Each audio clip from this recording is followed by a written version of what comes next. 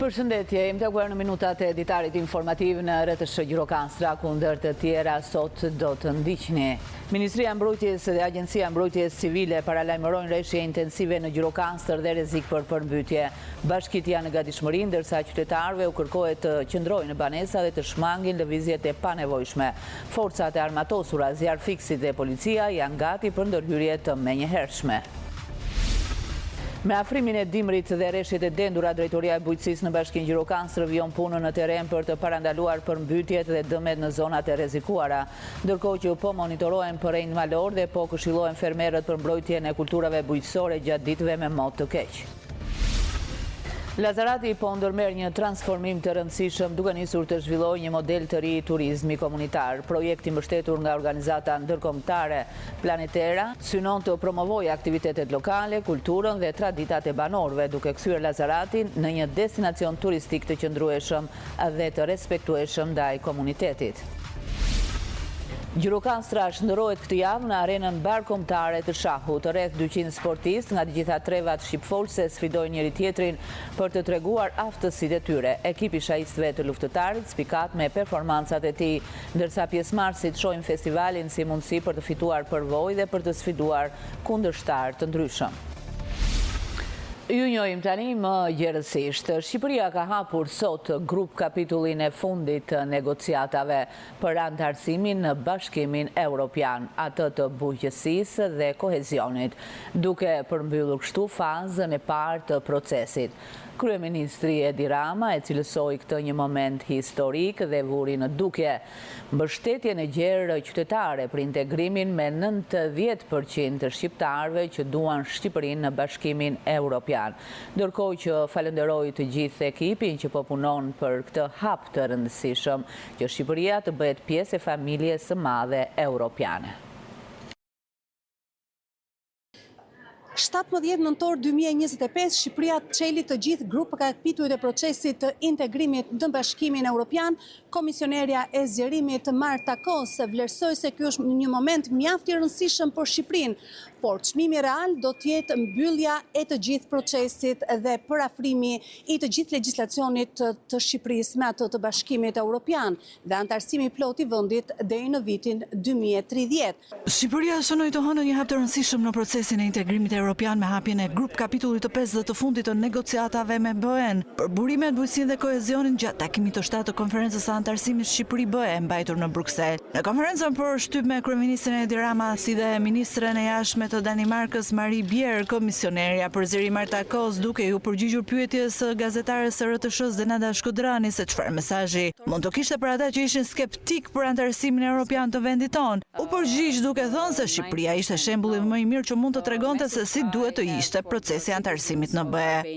Nuk e di kush mund të jetë skeptik. Mesazhi që kam për qytetarët e Shqipërisë është se kjo është e gjitha puna juaj. Nëse do të kishim nevojë për një rast që të tregoj se si duhet të jetë procesi antarësimit në BE, mjafton të shohim vendin tuaj. Ka lidhje me transformimin, ka lidhje me udhëheqjen e fortë. Tek Edi Rama keni një udhëheqës që nuk sheh pas në të shkuarën për të kërkuar justifikime se pse diçka nuk mund të bëhet. I dashur Edi, ju jeni një udhëheqës që shihni drejt së ardhmes dhe gjeni zgjidhje për sfidat ekzistuese që të gjithë së bashku kemi. Prandaj, mesazhi është: Shqipëri, vazhdo përpara, pasi po përgatisim një shtëpi për ty në Europë. Për ministren e jashtme të Danimarkës, vend që ka presidencën e radhës së BE, Shqipëria ka shënuar ritëm rekord në hapjen e kapitujve negociues. Grup kapitulli i parë u hap në shtator 2024 dhe brenda vetëm një viti u hapën të gjithë grup kapitujt. Ky gur kilometrik është njëje punës së madhe që ka bërë Shqipëria drejt së ardhmes europiane. Kryeministri Rama theksoi se viti i fundit ishte vendimtar për rrugëtimin europian të vendit tonë.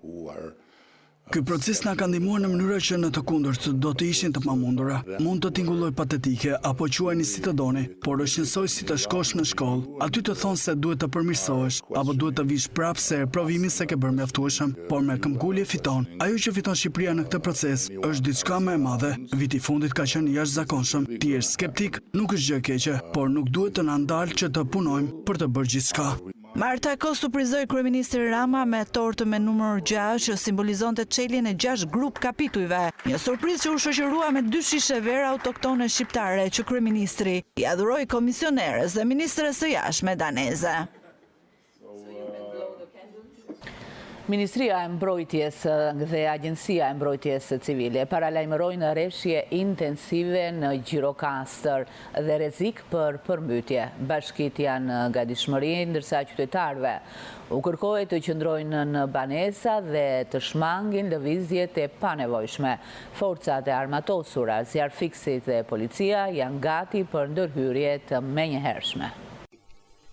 Ministria e Mbrojtjes paralajmëron rreshje intensive gjatë 48 orëve të ardhshme, veçanërisht në zonën e Gjirokastrës, me rrezik të shtuar për përmbytje dhe rëshqitje dherash. Në një takim koordinues, Ministri i Mbrojtjes Piro Vengu dhe drejtori i përgjithshëm i AKMC-s Haki Çaku njoftuan se të gjitha masat paraprake janë marrë ku ekipet po kryen veprimet parandaluese, ndërsa strukturat e mbrojtjes civile janë të gatshme për ndërhyrje të menjëhershme ose evakuim të banorëve, nëse situata do ta kërkoj. Kam kërkuar edhe nga shtabi i përgjithshëm i forcave armatosura që mjetet e kalueshmërisë së lartë, personeli i dedikuar i bazës mbështetëse të emergjencave civile të dislokohet që sot në terren, veçanërisht në repartin e Vaudesit që është dhe reparti që zakonisht mban peshën kryesore të mbështetjes bashkisë Shkodër, po edhe të gjithë zonës së nën Shkodrës. Dhe në këtë aspekt besoj se do jemi në kushte gatishmërie maksimale dhe operacionaliteti maksimal. Do jetë një përpjekje shtrirë disa ditore, pra siç e theksuat dhe ju, kemi një shtrirje të madhe disa ditore të rreshjeve, ndaj dhe koordinimi në kohë reale është i domosdoshëm me të gjitha bashkitë dhe strukturat e tyre, në mënyrë që të mos kemi asnjë zonë të pambulluar, qoftë kjo me mjete, qoftë me mjete të reagimit të shpejtë.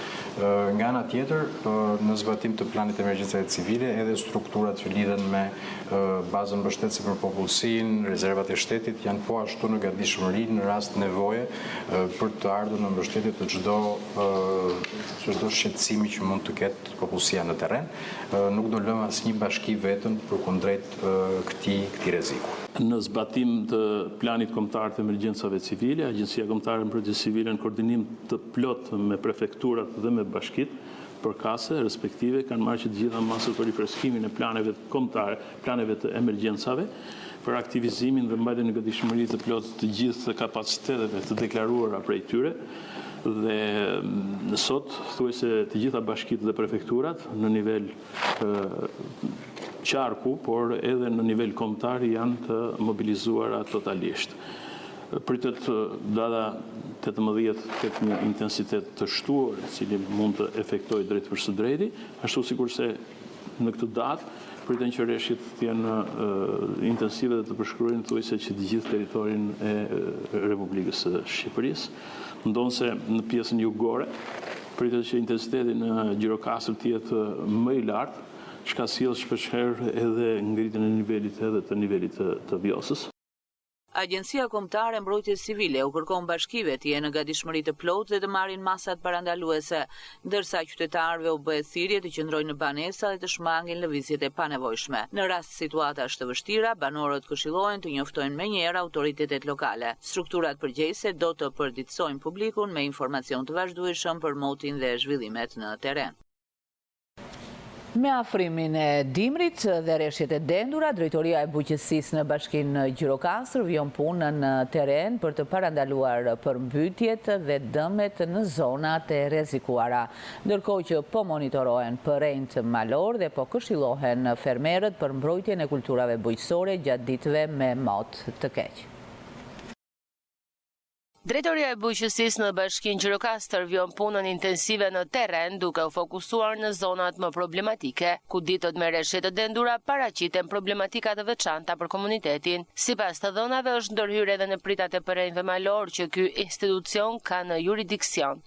Gjatë muajit tetor jemi përqendruar në eliminimin e dëmtimeve nga prejtë, pasi dihet që muaj tetor fundit i shoqëruar me rreshje. Kemi patur problematikat e Proificos, të cilën e kemi shmangur fal punës tonë dhe korrektesës së treguar nga ana e punonjësve tanë. Gjithashtu kemi patur probleme edhe në zonën e Dhoksatit, të cilat i kemi shmangur, pasi jemi njoftuar edhe nga kryeplejtë edhe nga administratorët e zonës së Lunxhërisë. Aktualisht situatën e kemi në kontroll, jemi duke punuar për pastrimin dhe eliminimin e mbytyjeve që vjen nga prejnë, sidomos edhe proji Lazaratit e pasere ka qenë shqetësues, nuk kemi situatë emergjente në projin e Lazaratit, jemi duke punuar për pastrimin e kanaleve Kullus, si në Lunxhëri ashtu edhe në Cepo. Punonësit e kësaj drejtorie monitorojnë situatën, ndërhyjnë me mjete teknike dhe ofrojnë këshilla praktike për mbrojtjen e kulturave bujqësore dhe parandalimin e dëmeve nga vërshimet apo rrëshqitjet e tokës. Vëmendja e agjencisë tonë, pra e sektorit të bujqësisë, është përqendruar tek shmangja e situatave që mund të vinë nga rreshjet e shiut. Java që flasim aktualisht pritet të jetë javë shoqëruar me rreshje shiu, gjë për të cilën neve kemi situatën në kontroll, mjetet i kemi në gjendje gatishmërie për të shmangur të gjitha ato që mund të vinë nga rreshjet e shiut, sidomos në zonat rurale. Ky angazhim i vazhdueshëm synon të mbështesë banorët në përballimin e pasojave që mund të shkaktohen në ditë me mo të keq, duke rritur sigurinë e komunitetit. Në Lunxhëri, blegtorët kujdesen për shtimin e të imtave, momenti më i rëndësishëm i vitit për blegtorin. Pavarësisht sfidave, ata vazhdojnë të prodhojnë dhe mbarështojnë bagëtit, ndërsa turistët tregojnë interes për produktet e zonës. Për blegtorin kjo periudhë shënon momentin më të ndjeshëm të vitit atë të shtimit të imtave. Si pasojë ato kërkojnë kujdes të shtuar. Blegtorët e zonës së Lunxhërisë në bashkinë Gjirokastër i kanë zbritur tufat nga mali drejt staneve për të kujdesur gjatë këtij procesi të rëndësishëm. Filluam thamë ti pillni matelan se si vjetë është ikë dhe vështirë vendi si vjetë, nuk ka barë si vjetë. Bëri shumë beari ligë si vjetë, vjeshta ligë shumë, nuk rash lira. Edhe detyruam pas ta zbrit në poshtë, tani me do t'i me ushqejmë, me misër, me jonç, po e pjellës tani po si, tani këto ditë mbarojnë tani, po ngelem pa kogjera, ngelem ca kërthinja përse më vonë, vajtëm 10 ditë. 10 ditë vajtën. Tani kujdesja duhen ushqyer patjetër. Ushqyer vendi të jetë çik i ngrohtë, mos jetë në lagështi vendi. Nja vinë shikonin në sallën brenda se sa ngrohtë flën brenda. Sikur flën njeri brenda, jo sikur flën baktia. Kjo si tani shpjellja, gotja, ushqimi i lekëve brenda, korriten. Posa vjen fillon pjellja, fillon mielja. I keni sjell poshtë. Poshtë tani se kushtet më të përshtatshme këtë sela nuk ka kushtet e përshtatshme. Është më ftohtë aty. Sa ditë ka që ka? Vajtëm 10 ditë. 10 ditë. Sa vazhdon? Edhe ja 4-5 ditë, pastaj kemi të tjera kërthija më pas. Blegtorët thonë se ky ka qenë një vit i mbar për prodhimin e të imtave. Sipas tyre kërkesa ka qenë e lartë, pavarësisht se baxhxhinjt shpesh kërkojnë produktin me çmime më të ulta. Interes për produktet e tyre si qumshti, djathja apo mishi, po tregojnë edhe turistët e huaj që vizitojnë në zonën. Mirë. Jam i kënaqur. Jam i kënaqur me prodhimin. Në përbaxhora. Në mishin këta kasapët, për qumë është, po se të lutin të gjithë baxhxhit. Të lutin, po për çmime nuk vjen mirë, pa mirë. Kanë të huajt interes për produktet e tyre? Po si s'kanë? Nuk duan të hanë qumësh, djathë. Mish, nuk duan të hanë. Të pjekësh një shelek në hellë e të kënaqen. Ka bujtina të zonës që i marrin produktet e tyre për turistët? Ka, më si s'ka, ja, është ajo restoranti aty në mes të rrugës. Bledh ai. Mirë ishte një barqe. Barqe dhe prodhim shumë mirë ishte prodhimi. Ku e tregtoni? Në Baxhë, Sarandë. Ka kërkesa? Ka. Pavarësisht zhvillimit dhe subvencioneve që marrin blegtorët tregojnë se hasen me njësër vështirësish. Shpenzime, më vaj, ka shpenzime. Sa më shumë të edhësh, aq më mirë është. Me misër, me jonç, këto që ashtu. Sikur na ndihmuan që me subvencionime si vjetë, lera, ka mundësi dhe malet janë pa lera. Me gjithë sfidat e përditshme, blegtorët e Lunxhërisë vijojnë të ruajnë traditën dhe të furnizojnë tregun me produkte cilësore. Ata shpresojnë që institucionet dhe tregu t'i mbështesin më shumë, në mënyrë që kjo veprimtari e hershme të vazhdojë të jetë një burim sigurie dhe zhvillimi për zonën. Lazarati po ndërmerr një transformim të rëndësishëm duke nisur të zhvillojë një model të ri turizmi komunitar. Projekti mbështetur nga organizata mbarkombëtare Planet Terra synon të promovojë aktivitetet lokale, kulturën dhe traditat e banorëve, duke kthyer Lazarati në një destinacion turistik të qëndrueshëm dhe të respektueshëm ndaj komunitetit. Në Lazarat, fshatin që për vite me radhë u përfol për historinë e kultivimit të kanabisit dhe që u kthye në sinonim të një stigme shumë vjeçare, komuniteti po ndërton një realitet krejt tjetër, një model të ri turizmi komunitar, të mbështetur nga organizata ndërkombëtare Plan Terra, e cila ka përzgjedhur Lazaratin si një nga 2 komunitetet në Shqipëri ku po zhvillohet ky projekt. Banorët sot janë të motivuar të nxjerrin në pa arsyet pse fshati duhet vizituar. Për të parë nga afër përvojat që pritet të hyjnë në treg vitin e ardhshëm, 9 operator turistik vizituan Lazaratin. Eksperjenca e parë çoi drejt një prej traditave më të vjetra të zonës, për punimit të leshit. Një punishte të improvizuar me duart e mjeshtërve lokal, ata ndoqën të gjithë procesin, nga hedhja e leshit, te krehja, tjerja, lyrja me ngjyra organike dhe deri tek endja në tezgja. Një teknikë shekullore që gratë Lazaratase e kanë ruajtur brez pas brezi. Një përvojë shumë e bukur në fakt. Herë e parë për mua që bëj një përvojë të tillë, edhe përvojë që të angazhon edhe të krijon durim. Nuk e njihja disa procese, por për shembull ky procesi këtu që është mbase i fundit për të bërë atë perin, por është procesi edhe më i vështirë. Dhe unë ende s'po di t'ja marr dorën, domethënë s'po di akoma ta gjej teknikën e se si bëhet tamam. Do ta ruante traditën sepse do nxiste besoj unë edhe gratë vendase që ta çonin përpara këtë traditë. Po ishte diçka e re, ne nuk e njihnim me detaje Lazaratin, vetëm çfarë kishim dëgjuar.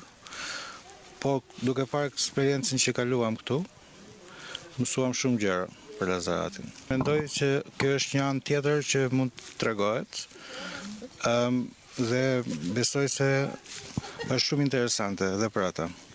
Për të parë që këtu ka edhe gjërat e tjera që mund të bëjnë. Ishte shumë e vështirë, madje akoma ka shumë kohë për perfeksion, por që është diçka shumë e veçantë. Është duket që sa përkushtim do kjo punë, shumë është jashtëzakonisht përqendruese sepse do përdorësh të dyja duart, duhet të koordinosh si të rrotullosh këtë dorën, si të rrotullosh këtu gishtat. Manushaqe Toto nga Lazarati, e cila prej vitesh mban gjallë këtë traditë, thotë se vazhdimi i kësaj pune është një mision emocional dhe ekonomik për komunitetin. Se është një gjë veçantë, kjo është artë më vete. Dhe është një artë që ishte i haruar i lënë më njanë, dhe filluam na sendetiket, na mëndafshet, na këto gjërat, po si leshi nuk krahasohet me asnjë gjë tjetër. Do miresh me të dhe shumë herë që pastaj po e mësove, nuk të vjen të haqësh nga dora. Se të fut vetë në qejf, puna kur e bën në ky lym të mirë, në rrugëc të mirë, të shtyn puna vetë. Me këto iniciativa, komuniteti shpreson të ndërtojë një model të qëndrueshëm turizmi, ku përfitimet ekonomike shkojnë drejt për drejt te banorët dhe ku traditat e vjetra marrin frymë të re. Zërat dhe traditat e Pakicave u bashkuan në Dropull në një aktivitet kushtuar këngës polifonike, ku morën pjesë grupe kulturore nga minoriteti grek, si edhe nga Pakicat egjiptiane dhe vlahe. Përfaqësues të Komitetit Shtetëror për Pakicat Kombëtare vlerësuan mbështetjen dhe ruajtjen e trashëgimisë 9 minoriteteve të vendit. Përfaqësues dhe grupe kulturore nga minoriteti etnik grek, si dhe nga Pakicat egjiptiane dhe vlahe, ju përgjigjën ftesës së Komitetit Shtetëror për Pakicat Kombëtare për të përshëndetur aktivitetin kushtuar këngës polifonike. Ky aktivitet u zhvillua në Pallatin e Kulturës Dervician në bashkinë e Dropullit. Përveç dy përfaqësuesve nga Komiteti Pakicave, i pranishëm ishte kryetari i bashkisë zoti Dimitrak Toli, i cili u uroi mirëseardhjen grupeve artistike nga minoritetet e tjera. Përfaqësuesi i minoritetit etnik grek pranë Komitetit Shtetëror shpreh se institucioni që përfaqëson me fondet të qeverisë shqiptare po kontribuon në kultivimin e traditës kulturore nga ana e 9 minoriteteve që ka vend hyn. Qëllimi është mbështetja e trashëgimisë kulturore dhe e diversitetit kulturor kudo që ndodhen pakica, si pakica greke edhe pakicat e tjera të ndodhura në Shqipëri. Qëllimi është që çdo vit të shtohen gjithmonë festivalet që bëhen si në pakicën greke edhe në pakicat të tjera, sidomos në pakicën greke, si pakica më e madhe që ndodhet në vend. Të drejtat nuk janë numerike, siç dihen nga të gjithë, por duhet të respektuar njësoj për të gjithë. Edhe zoti Altin Lile, përfaqësuesi i pakicës egjiptiane në Komitetin Shtetror, përshëndet pushtetin qendror për financimin e aktiviteteve të tilla. Ka në fokus edhe integrimin e këtyre pakicave nëpërmjet artit, kulturës, muzikës dhe gjitha fushave të tjera të jetës, pse jo dhe të sportit. Unë jam shumë mirënjohës dhe jam shumë optimist që pakicat kanë një harmoni midis tyre, kalojnë shumë bukur me njëra tjetrën. Programi dhe prioritetet e shtetit shqiptar për pakicat kombëtare ka qenë gjithmonë në vëmendje, sidomos dhe kryetare son Zojës Konstantina Bezani, e cila për hir të vërtetës është shumë e fokusuar tek çështjet e pakicës kombëtare të gjitha 9 pakicave që ne jemi në Republikën e Shqipërisë. Përveç grupeve artistike nga pakicat greke, vlahe dhe egjiptiane, në aktivitetin interpretuan edhe grupet polifonike nga Libohova dhe Imara. Edhe ky aktivitet i Komitetit Shtetror të Pakicave u realizua nga shoqata kulturore Dropull.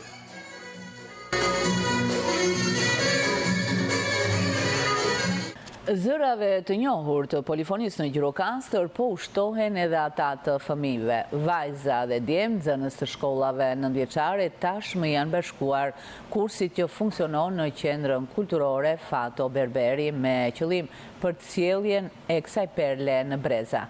Fëmijët këndojnë polifonin. Në këtë titull erdhi aktiviteti i organizuar në kuadër të hyrjes së saj në UNESCO.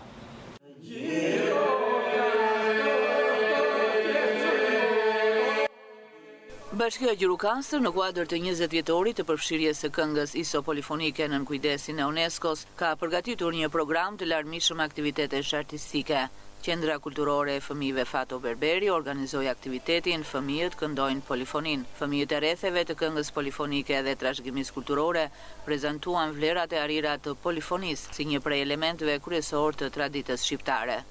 Kemi 2 vjet bashkë me çunat, e kemi nisur të gjithë bashkë dhe po e vazhdojmë gjithashtu. Dhe bëjmë thjesht për të vazhduar traditën tonë edhe t'ja kalojmë sa më mirë bashkë. Prindrit tuaj kanë kënduar këngë polifonike? Të mitë jo, po të djemve të tjerë kanë kënduar shumë, madje dhe janë dhe shumë të njohur. Sot është një ditë e veçantë, është 20 vjetori ISO polifonisë. Sollën fëmijët tanë në qendrën kulturore të fëmijëve për pjesën e polifonisë dhe trashëgimisë kulturore, duke përcjell brez pas brezi atë trashëgimi që mos ta humbasim kurrë në qytetin tonë. Aktiviteti i sotëm pranë qendrës kulturore të fëmijëve Fato Berberi konsistonte në festimet që Bashkia Gjirokastër ka bërë gjatë gjithë këtij viti për 20 vjetorin e trashëgimisë në UNESCO. Sot kishim ISO polifonin, sepse data 25 nëntor është 20 vjetori i ISO polifonisë në UNESCO. Ne jemi me fat sepse në qendrën tonë kulturore zhvillohet rrethi i ISO polifonisë dhe fëmijët mund të vinë këtu dhe të mësojnë këngën e bukur polifonike gjirokastrite dhe të mbartin vlerat trashëguar nga të parët tanë. Në këtë aktivitet ishin të ftuar edhe artistë popullor, të cilët përcollën për fëmijët mbresa dhe emocionet e tyre për këngën polifonike. Jemi në 20 vjetorin e ISO polifonisë dhe më vjen mirë që sot kam një ftesë të jem te qendra kulturore e fëmijëve edhe që të jem pjesë e këtij aktiviteti.